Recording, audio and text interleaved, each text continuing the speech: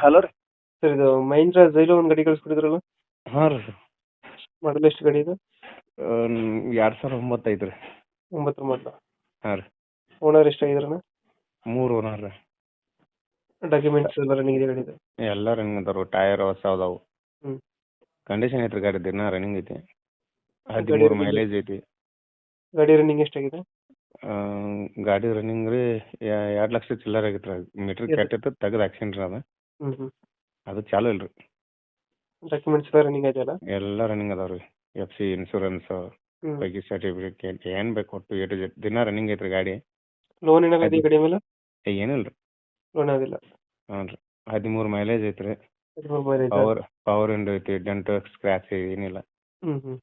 Features ಏನೋ ಬರೀ power steering ಅಷ್ಟೇನಾ? ಹಾಂ, ಪವರ್ ಸ್ಟೀರಿಂಗ್ ಐತ್ರಿ. Power steering, power window system, ಹಾಂ ಹಾಂ ರೀ.